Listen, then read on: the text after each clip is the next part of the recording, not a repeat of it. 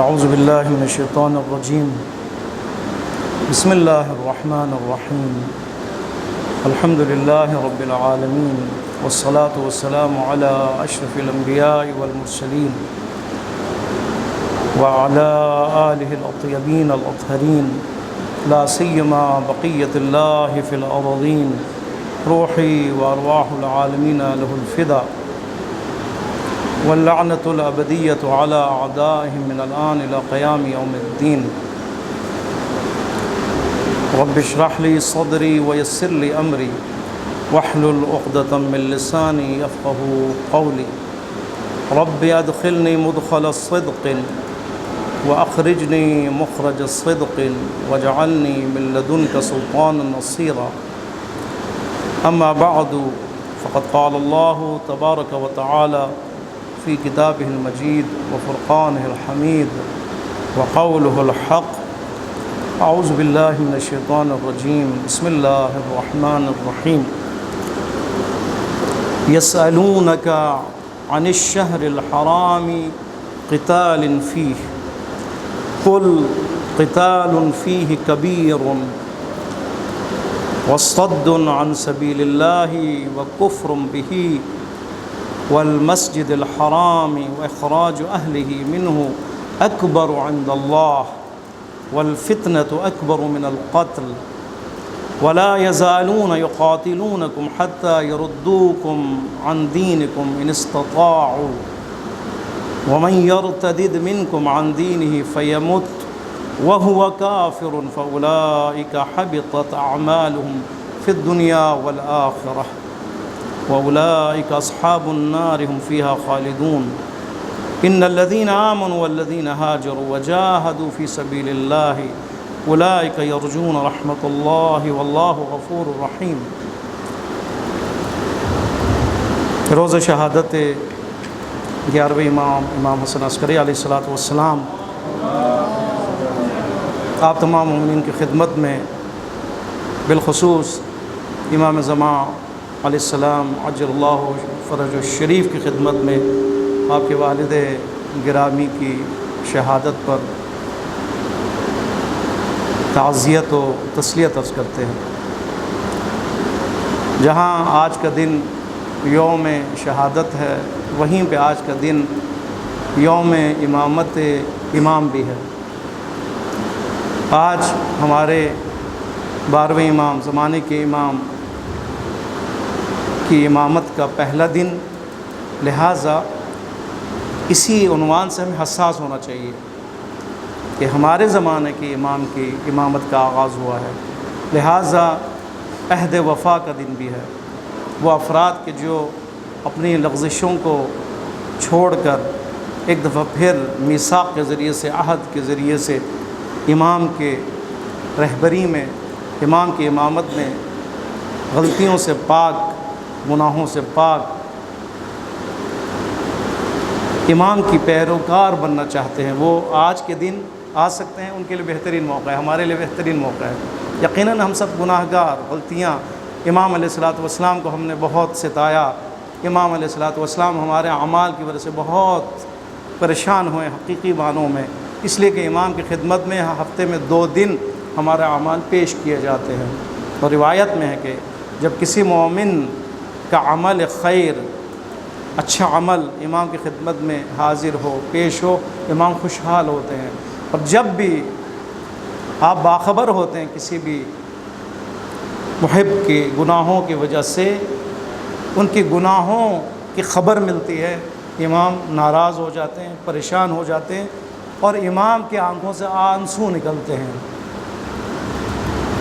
کہ میرا چاہنے والا جس نے میرا عنوان لیا ہوا ہے، شیعہ اپنے آپ کو کہلاتا ہے، محب کہلاتا ہے، مجھے ماننے والا ہے، پھر بھی اس کا عمل ابھی تک سدھرا نہیں ہے۔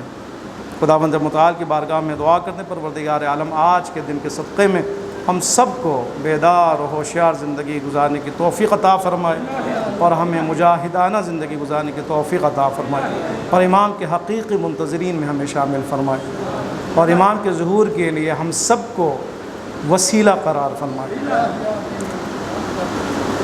217 اور 218 سورہ بقرہ، نشست تفسیر قرآن الحمدللہ ہماری بات اور گفتگو یہاں تک پہنچی ہے۔ اس کا ترجمہ آپ کے سامنے عرض کرتے ہیں۔ پچھلی دفعہ بھی آیات کی ابتدا یسألونک کے ذریعے سے ہوئی۔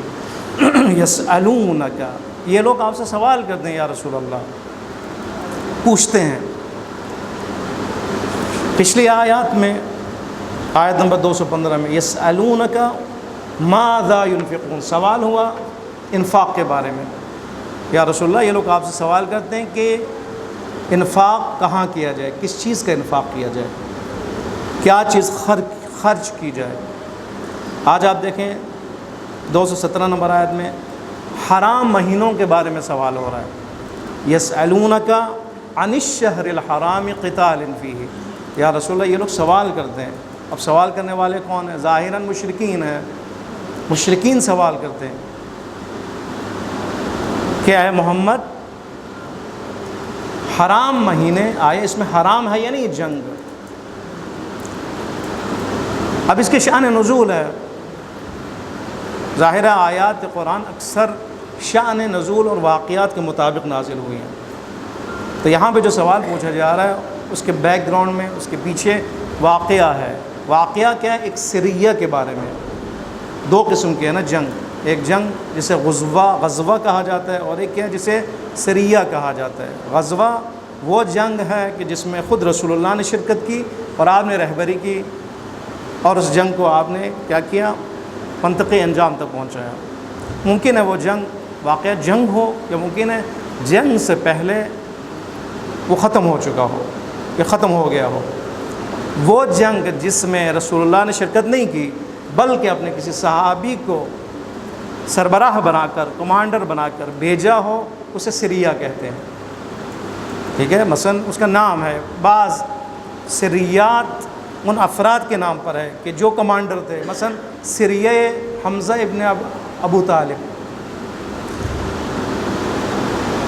اسی طرح سریہ فدق، سریہ امیر المومنین علیہ الصلوۃ والسلام، جہاں پر رسول اللہ نے امیر المومنین کو بھیجا، خود نہیں گئے۔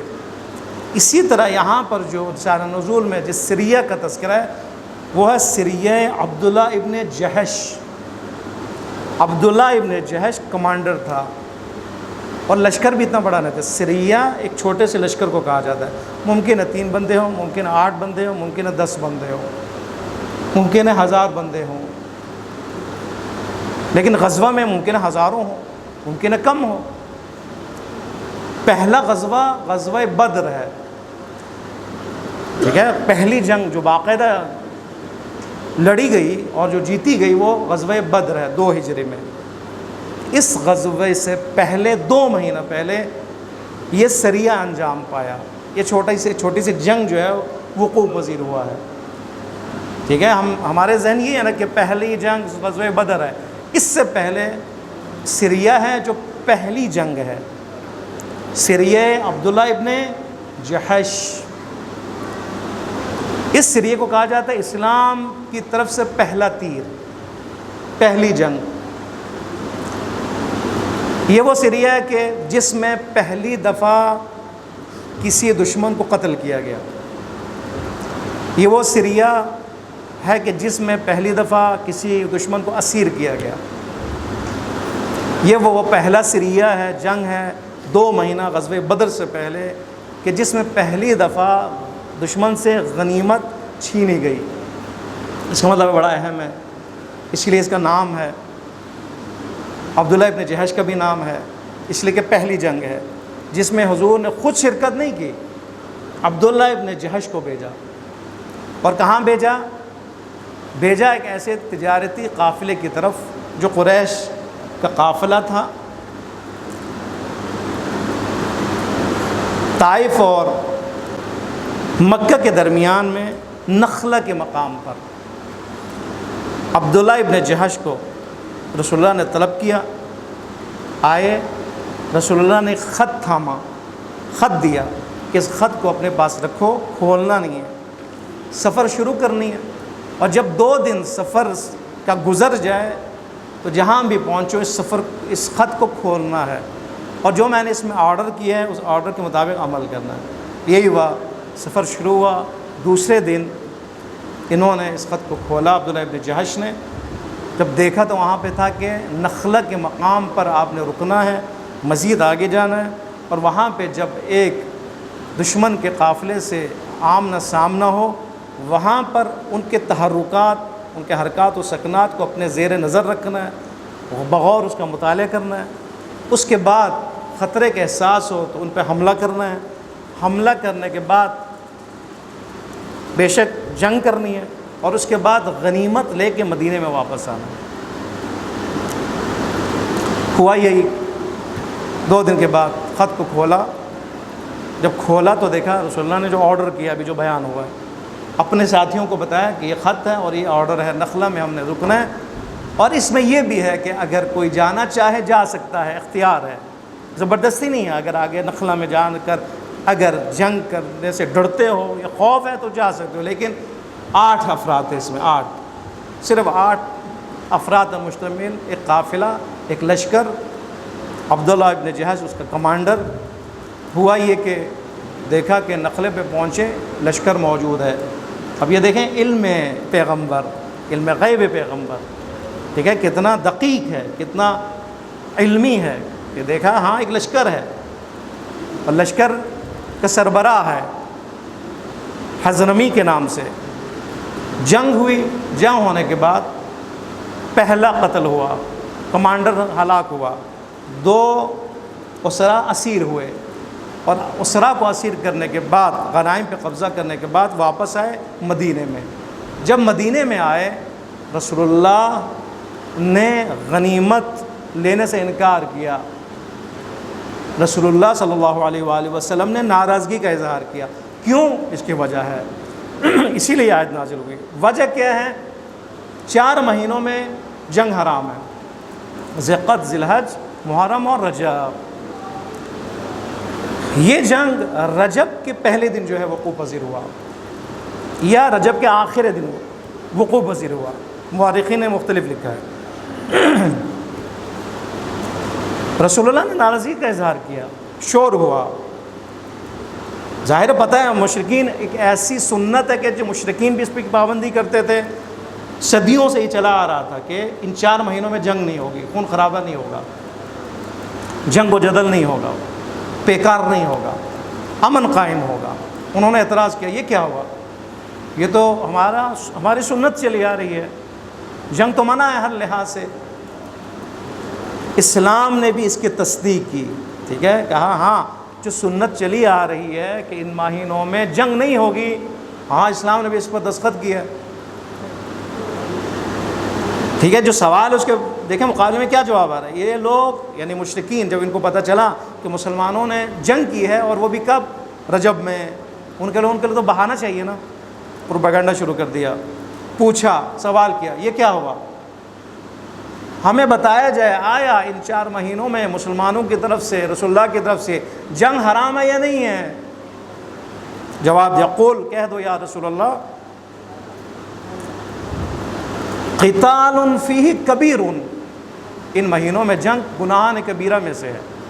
بس دستخط ہو گیا، یہ جاری ہے، اس پہ ہم جو ہے تائید کرتے ہیں اس کی کہ جنگ نہیں ہونی چاہیے اور نہیں ہوگی اور گناہ ہے۔ انہوں نے کہا کہ یا رسول اللہ ہمارے سے غلطی ہو گئی ہے، ایک روایت کے مطابق انہوں نے کہا ہمارے سے غلطی ہو گئی، اس لیے کہ ربیع الثانی کی آخری دن سمجھ کے ہم نے جنگ کی ہے، ہمیں پتہ نہیں چلا، یعنی جنگ کے دوران اس دن کے آخری پہر میں ہمیں پتہ چلا کہ تو یہ اول رجب ہے،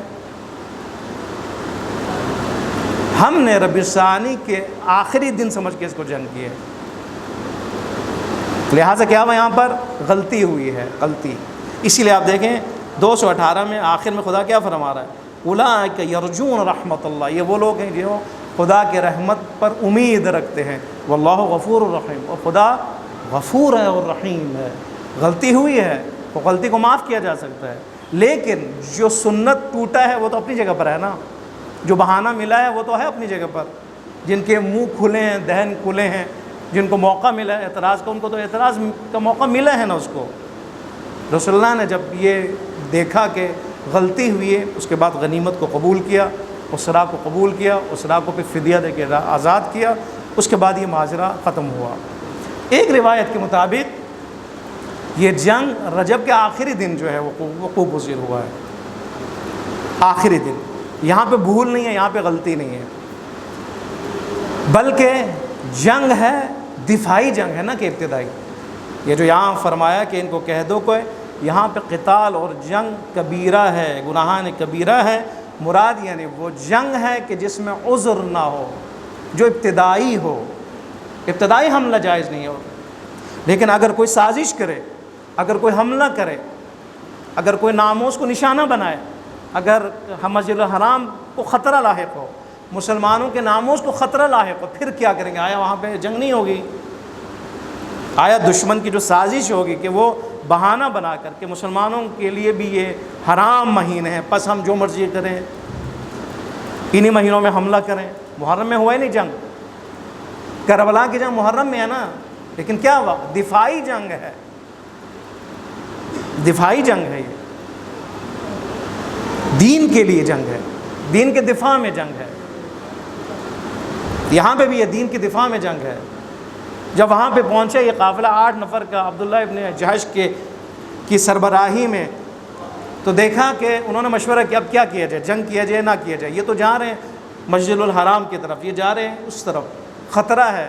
بعض نے کہا نہیں ہونا چاہیے، بعض نے کہا ہونا چاہیے۔ آخر میں فیصلہ ہوا اگر ہم یہاں بھی جنگ نہ کریں تو ناموس خطرے میں ہوگا، مسجد الحرام خطرے میں ہوگا، یہ داخل ہو جائیں گے مکے میں، لہٰذا ابھی جنگ کریں۔ لہٰذا یہ کہ ابتدائی جنگ نہیں ہے، دفاعی جنگ ہے، دفاعی۔ لہٰذا یہ مسئلہ حل ہوا۔ اگرچہ رجب میں ہو، یا غلطی ہے کہ خدا غفور الرحیم ہے، یا یہ جنگ رجب میں آخری دن میں ہے لیکن جنگ دفاعی ہے، ٹھیک ہے، دونوں وجہ سے اگرچہ یہ ماہ حرام میں ہے، اگر آخر رجب ہو تو جائز ہے، پہلے رجب میں ہو اور غلطی سے ہو تو جائز نہیں ہے، لیکن بالآخر غلطی ہے، اس کی معافی ہو سکتی ہے۔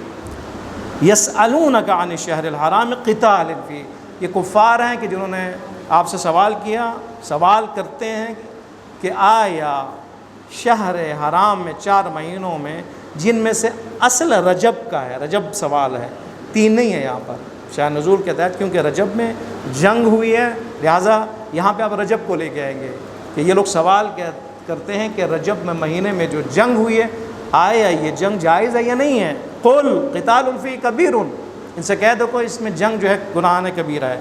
لیکن قرآن جواب دے رہا ہے، خدا جواب دے رہا ہے، ٹھیک ہے، یہ پروپیگنڈا کر رہے ہیں، اس کو استعمال کر رہے ہیں مسلمانوں کے خلاف، لیکن ان سے کہہ دو اگر حرمت شکنی کا اتنا داغ ہے تمہیں کہ حرام مہینوں کی حرمت شکنی ہو رہی ہے، تو تم سے زیادہ حرمت شکن کون ہے؟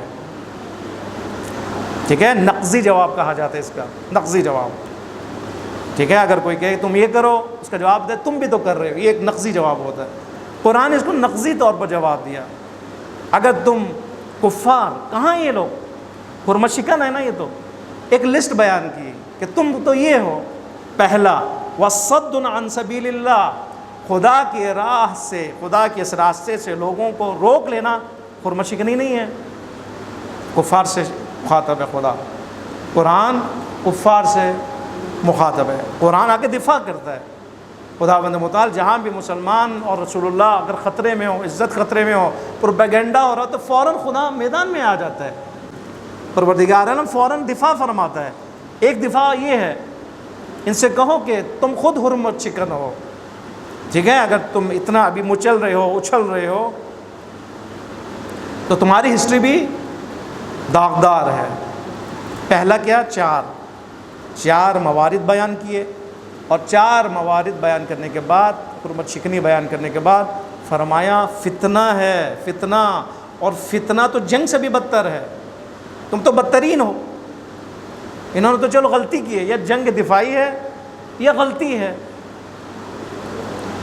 تم نے تو غلطی نہیں کی، تم نے جو کیا ہے ابھی تک غلطی نہیں ہے، تم نے عمدن دشمنی کی ہے اور حرمت شکنی کی ہے۔ پہلا، تم نے انسانوں کو راہ خدا سے روکا ہے ہمیشہ، تم نے مشرکین کو جو آنا چاہتے تھے فی سبیل اللہ تم نے ان کو روکا ہے، یہ حرمت شکنی ہے۔ اس سے بڑی کیا ہو سکتی کہ راہ خدا کھلا ہوا ہو، رہبر رسول خدا ہو، حق کا راستہ کھلا ہوا ہو، تبلیغ جاری ہو، آنا چاہ رہے ہوں اور جا کے روکیں دھمکی کے ذریعے سے، ہر لحاظ سے ٹارگٹ کرے، ان کو روکے، اغوا کرے، ان کو پکڑ لے، خبردار نہیں جانا ادھر نہیں جانا، ادھر رہو ادھر نہیں جانا، ورنہ یہ ہوگا۔ وَصَدٌّ عَن سَبِيلِ اللَّهِ، ایک وَكُفْرٌ بِهِ، اللہ کا انکار، اتنا بڑی حرمت شکنی جو تم کر رہے ہو۔ دوسرا کہ اللہ کا انکار کر رہے ہو، خدا کا انکار کر رہے ہو جو منعم ہے، جو خالق ہے، جو سب کچھ ہے، جس نے تمہیں خلق کیا ہے، اس کا تم انکار کر رہے ہو۔ تم حرمت شکن ہو یا مسلمان حرمت شکن ہے؟ وَكُفْرٌ بِهِ، یعنی اللہ کا انکار۔ دو وَالْمَسْجِدِ الْحَرَامِ، مسجد حرام کی بے حرمتی کا جو تمہیں ارادہ ہے اور ہمیشہ تم نے ارادہ کیا ہے، ہمیشہ مسجد الحرام کی بے حرمتی کی ہے تم نے، اور اسی مسجد الحرام مکے سے تم نے رسول اللہ کو ہجرت پر مجبور کیا ہے۔ مسلمان مجبور ہو کر ہجرت کیے انہوں نے، اور مجبور ہوئے اور گئے مدینے کی طرف۔ آیا یہ حرمت شکنی نہیں تھی مسلمانوں کی؟ مسجد الحرام کی حرمت شکنی نہیں تھی کہ وہ مسجد الحرام کے جو عبادت کی جگہ ہے، مناسک کی جگہ ہے، مرکز اسلام ہے، وہاں سے تم روک رہے ہو؟ تین چار اخراج اہلہ، اہل مکہ کو، اہل حرم کو جو تم نکال رہے ہو، دھمکیاں دے رہے ہو، تو یہ حرمت شکنی نہیں ہے؟ یہ سارے حکم حرمت شکنی ہے۔ اکبر عند اللہ، اگر ماہ حرام میں اگر کبیر ہے تو یہاں پہ اکبر ہے، ٹھیک ہے نا، دو لفظ۔ اگر وہ کبیر ہے، گناہانی کبیرہ ہے، یہ تو اکبر گناہ ہے، لہذا تمہیں بولنے کا حق نہیں ہے، اعتراض کا حق نہیں ہے۔ اعتراض وہ کرے جو خود سدھرا ہوا ہو، غلطی سے پاک ہو، وہ آ کر اعتراض کرے، پھر بھی ہم مان لیتے ہیں۔ لیکن تم جو اعتراض کیا نہیں، ہم ماننے کے لیے تیار نہیں ہیں، اس لیے کہ تم حرمت شکن ہو اور تمہارے سے ایسا حرمت شکن کوئی بھی نہیں ہے۔ پھر فرماتے ہیں وَالْفِتْنَةُ أَكْبَرُ مِنَ الْقَتْلِ، اور یاد رکھو یہ چاروں، ٹھیک ہے، راہ خدا سے روکنا، اسلام اور اللہ کا انکار کرنا، مسجد الحرام کی بے حرمتی کرنا، اور اہل مکہ کو نکالنا، یہ چار فتنہ ہیں۔ فتنہ شرارت ہے، فساد ہے یہ، اور فساد اور قتل میں فرق ہے، فتنے میں اور قتل میں فرق ہے۔ الفتنۃ اشد من القتل، یہ جو جنگ ہوئی ہے نا وہاں پر عبداللہ ابن جہش کے سربراہی میں، یہ ٹھیک ہے قتل ہے اور قتال ہے، ٹھیک ہے، یہاں پہ زخم ہے، یہاں پہ قتل ہوا ہے، سب کچھ ہوا ہے، لیکن قتل ہے نا، جسم کے ساتھ اس کا تعلق ہے، جسم زخمی ہے اور لوگ مرے ہیں، ان کے لوگ مرے ہیں، قتل ہوا ہے، قتال ہوا ہے، لیکن یہ تو جسم سے تعلق ہے نا۔ فتنہ کیا کرتا ہے؟ فتنے کا تعلق جسم سے نہیں ہے، روح انسان سے ہے، فکر انسان سے ہے، آئیڈیالوجی سے ہے، وہ کے عقائد سے ہے۔ یہ بڑا خطرناک ہے، جب جہاں پہ عقائد کا مسئلہ آ جائے وہاں پہ تو قتال ہے نا، چاہے ہمارے حرام ہی کیوں نہ ہو۔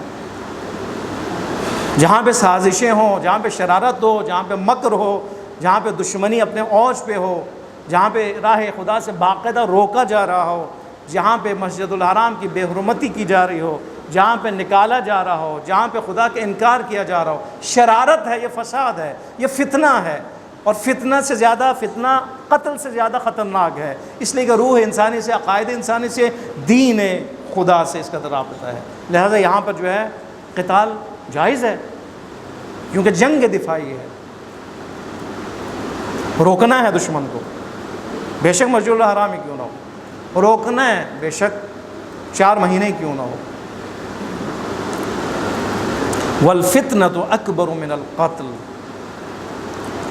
پھر فرماتے ہیں قرآن نے فرمایا کہ یہ نہ سمجھو کہ صرف زمانے رسول اللہ میں یہ جنگیں ہوئیں اور دشمنی بھی انہیں اسی زمانے تک محدود ہے، نہیں، اے مسلمانوں 1400 سال آنے والے ہم جیسے، یاد رکھو اس دشمنی نے ہمیشہ باقی رہنا ہے، ہمیں بتا رہے ہیں، تیار رہو، ذہنی طور پر تیار رہو۔ وہاں اگر سریات ہیں، غزوات ہیں، تو یہاں پہ بھی کیا ہے؟ جنگ دفاعی بین الحرم حرم ہے، یہاں پہ جنگ تحریمی ایران و عراق ہے، یہاں پہ جنگ قدس ہے، فلسطین ہے.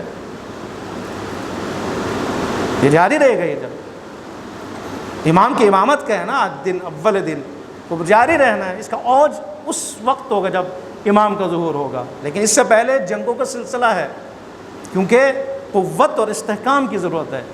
دشمنوں کو کمزور کرنا ہے. یہ نہیں ہوتا کہ ہم بیٹھ جائیں، سست ہو جائیں، جنگ سے پیچھے ہو جائیں، کہیں کہ یہ تو امام کریں گے. نہیں، دشمن کمزور ہوگا، امام کی جان محفوظ ہوگی. دشمن میں کمزور ہو، طاقت اس کی تقریباً چلی جائے، اس کے بعد جو ہے امام تشریف لائیں گے، ورنہ امام تو شہید ہو جائیں گے. آج کل کے زمانے میں آپ دشمن دیکھیں، اسرائیل ہے، امریکہ ہے، عرب منافقین ہیں، سارے ہیں، سب تیار ہیں. بن سلمان نے پہلے کہا کہ ہمارا ہدف ہی ان کے امام کے راستے کو روکنا ہے، تشیع کو پھیلانے سے روکنا ہے. یہ سارے کے پلاننگ اسی لیے ہے کہ اس محاذ کو، اس جنگ اصلی کو، اس پیکار حقیقی کو اس سے پہلے جو ہے نا ہمیں مایوس کرنا، ہمیں تنگ کرنا، ہمیں کمزور کرنا. جب کہ ہم نے کمزور نہیں ہونا، ہم نے دشمن کو کمزور کرنا امام کے ظہور تک. یہ ذہن میں رہے. اسی لیے فرمایا وَلَا يَزَالُونَ يُقَاتِلُونَكُمْ حَتَّى يُرُدُّوكُمْ. یاد رکھو وَلَا يَزَالُونَ يُقَاتِلُونَ، یعنی ہمیشہ یہ تم سے لڑتے رہیں گے، یعنی کہ ان کا قتال زائل نہیں ہوگا، محو نہیں ہوگا، جاری رہے گا.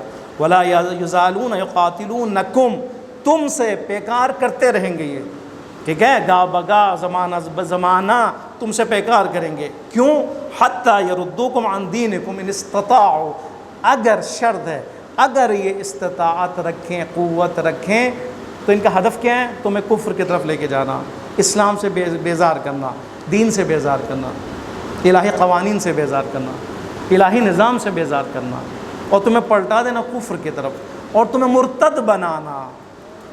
ٹھیک ہے، آگے اسی لیے فرمایا وَمَن يَرْتَدِدْ مِنْكُمْ عَنْ دِينِهِ، خبردار اگر یہ چاہیں، ان کی چاہت عملی جامہ پہننے اور تم نعوذ باللہ پلٹ جاؤ پھر دوبارہ کفر کی طرف، مرتد ہو جاؤ گے. مرتد جب ہو جاؤ گے سارے عمل ضائع.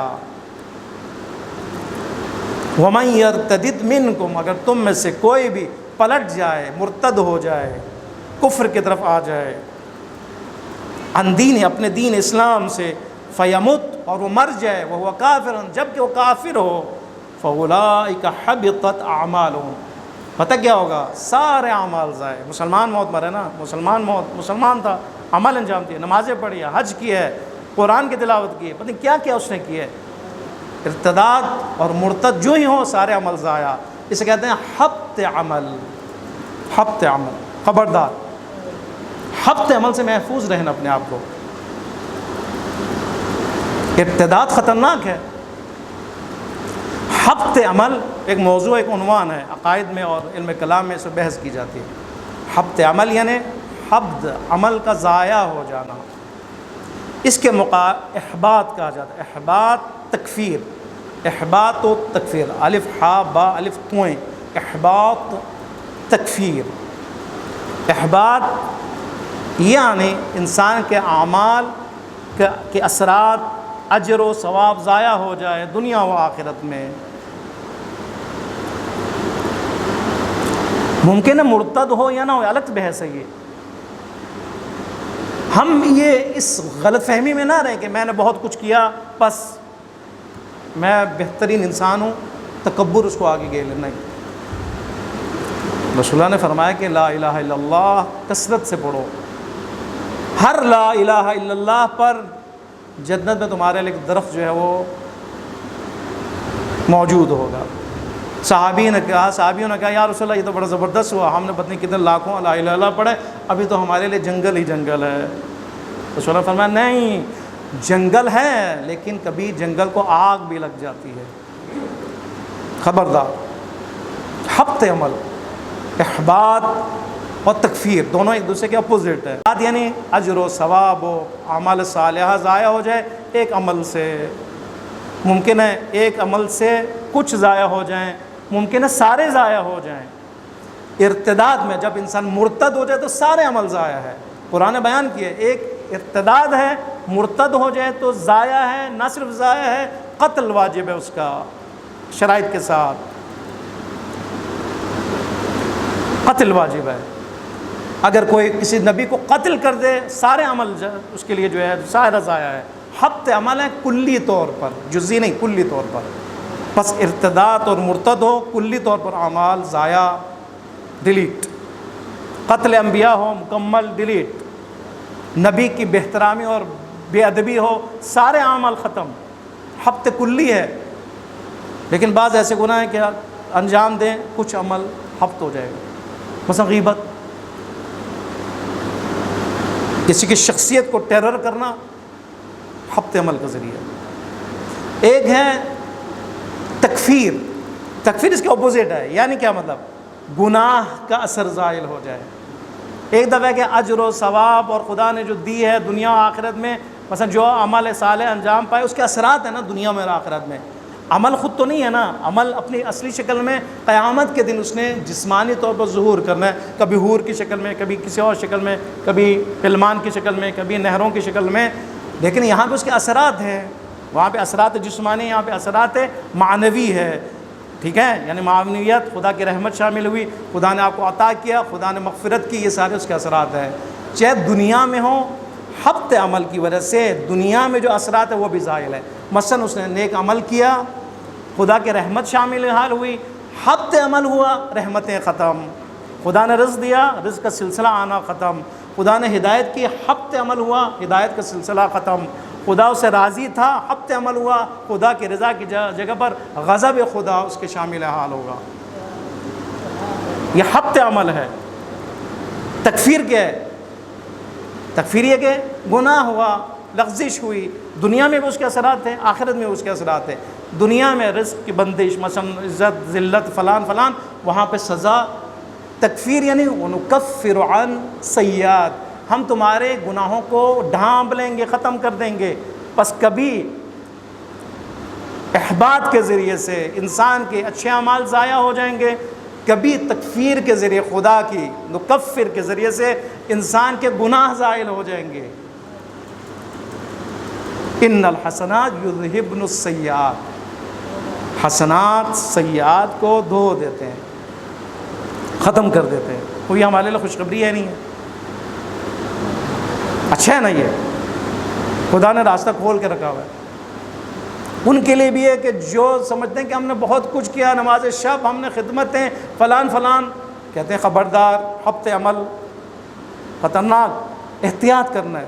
کوئی ایسے گناہ نہ ہو کہ جل جائے تمہارے اعمال، ختم ہو جائیں، نامہ اعمال میں اس کا نام و نشان مٹ جائے، قیامت کے دن حسرت کرو اتنی محنت کی تھی، کہاں گیا وہ؟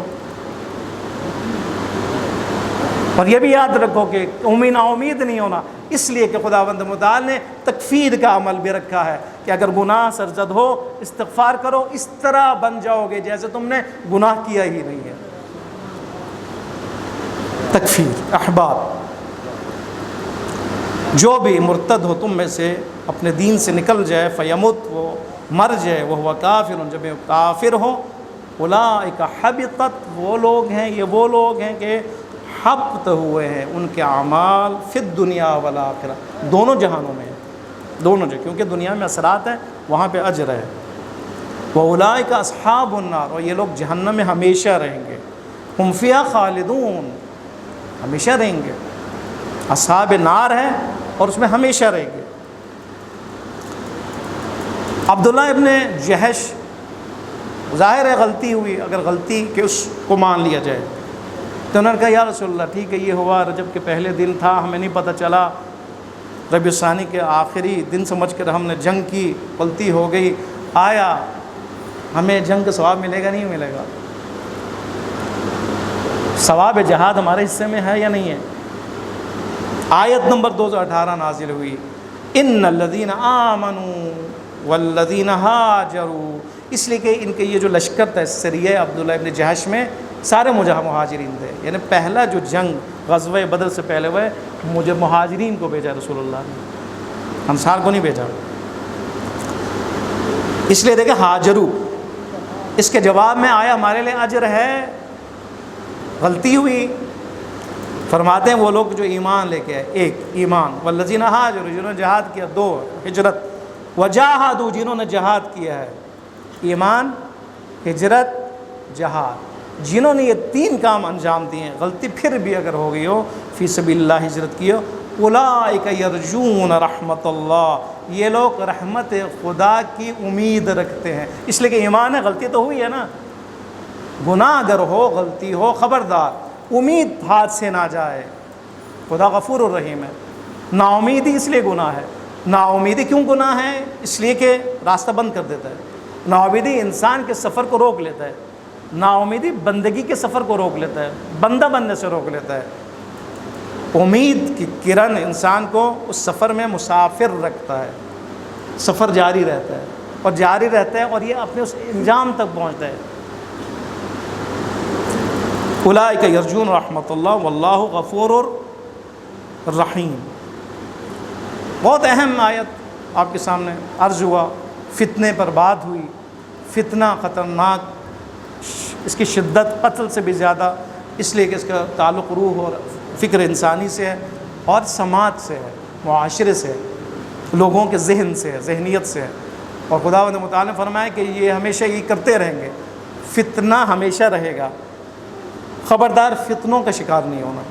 امیر المومنین نے یہ فرمایا ہے کہ فتنے میں ایک ابن اللبون بنو، فتنے کو سہارا نہ دو، ٹھیک ہے، یا فتنے کو توڑ دو، ختم کرو، نہیں اگر کر سکتے ہو تو فتنے کو سواری نہیں دو، ٹھیک ہے، اس اونٹ کے اس بچے کی طرح نہ تھن ہے اس کا نہ پیٹھ ہے، کوئی سوار ہو سکے نہ اس کو کوئی دودھ دو سکے، سہارا نہیں دینا۔ کم از کم جو ایک مومن اور مسلمان جو کر سکتا ہے وہ یہ کہ اس کو فتنے کو سہارا نہ دے، خاموش رہے۔ ہے نا آج کل یہ ہو رہا ہے، بعض علماء کی طرف سے دشمن جو کرنا چاہتا ہے، وہ جو ان کی پلاننگ ہے، اس پلاننگ میں مدد ہوتی ہے نہیں ہوتی؟ بعض علماء نے کیا کہا کہ خبردار آزاداری میں غزہ کا نام نہ لیا جائے، فلسطین کا نام نہ لیا جائے۔ اب یہ کیا ہے؟ فتنے کو سہارا دینا یا نہیں ہے؟ آزاداری ہے ہی بیکار کا نام ہے، آزاداری دشمن سے نبرد کا نام ہے۔ اگر آپ اس کو پیک کر دیں 61 ہجری میں، پھر آزاداری کا کیا فائدہ ہے؟ یہ تو صرف ذکر ہوا نا، ذکر نہیں چاہیے خدا کو، ذکر کے ساتھ عمل چاہیے۔ لہٰذا وقت میں اس میں زیادہ گفتگو کی ضرورت نہیں ہے، آپ لوگ ماشاءاللہ باشعور ہیں۔ فتنے کے لیے خدا نے فرمایا فتنہ جاری رہے گا، لہٰذا فتنے کا مقابلہ کرنا ہے۔ یہ لوگ چاہتے ہیں تم دین سے دور ہو جاؤ۔ آج کل جو پلاننگ ہے آپ کا سوشل میڈیا ہے، ان کے غرب اور شرق کی طرف سے، جہاں پہ فحشہ عام ہے، جہاں پہ لوگوں کو شہوتوں میں ابھارا جاتا ہے، تصویروں کے ذریعے، فلموں کے ذریعے سے، اشتہارات کے ذریعے سے، لٹریچر کے ذریعے سے، ویڈیوز کے ذریعے سے، یوٹیوب کے ذریعے سے، ہر لحاظ سے یہ فتنہ ہے۔ مقصد کیا ہے؟ جوان دین سے دور ہو جائے، غیرت ختم ہو جائے، حمیت ختم ہو جائے، حیا ختم ہو جائے۔ خوب آج کا دن امامت امام کا آغاز، آج عہد کا دن ہے کہ ہم فتنے کو سہارا نہیں دیں گے، بلکہ ہم فتنے کا مقابلہ کریں گے۔ مقابلہ فتنے کا کیا ہے کہ گناہوں سے پرہیز کرے۔ جس میدان کو دشمن نے سجایا ہے اس میدان میں نہ اتریں۔ وہ چاہتے ہیں ہمارا ایمان کمزور ہو، فلموں کے ذریعے سے، باقی عکس کے ذریعے سے، تصویروں کے ذریعے سے، فلم کے ذریعے سے، نازیبا مناظر کے ذریعے سے۔ ہم نے کیا کرنا ہے؟ اس سے رکنا ہے۔ ہماری مومنانہ اسٹریٹجی کیا ہے؟ یہ کہ ہم گناہوں سے پرہیز کریں۔ گناہوں کو پرہیز کے لیے شعور کی ضرورت ہے، معرفت کی ضرورت ہے۔ امام کی معرفت اسی لیے نا، اگر کوئی امام کی معرفت نہ ہو اور مر جائے، جہالت کی موت ہے نا۔ خوب جہالت کی موت کیوں؟ اسی لیے کہ وہ جہالانہ زندگی گزارتا ہے۔